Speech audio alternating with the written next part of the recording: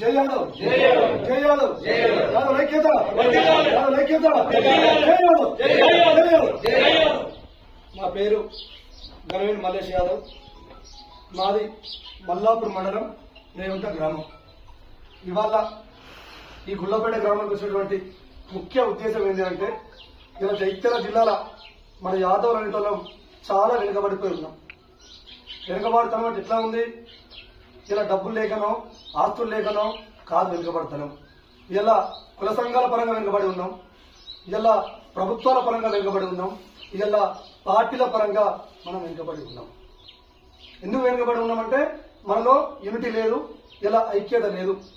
ఇలా తెలంగాణ రాష్ట్రంలో ఈ తెలంగాణ రాష్ట్రంలోనే మన యాదవ్ అనేది అత్యధిక జనాభా ఉన్నటువంటి కులాలల్లో మన 2వ స్థానం.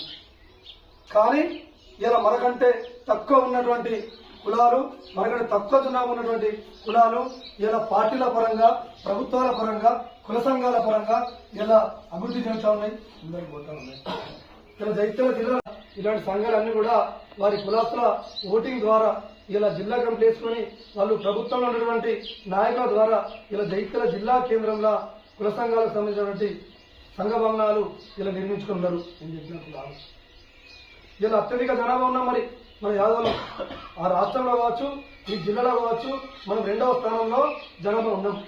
కానీ ఇన్నేళ్ళ మన చరిత్ర ఉండబట్టి కానీ అత్యధిక జనాభా ఉన్న మన యాదవులకు జైత్యాల జిల్లా కేంద్రంలో సంఘ భవనం ఉన్నదా? ఒకసారి ఆలోచన చేయాలి.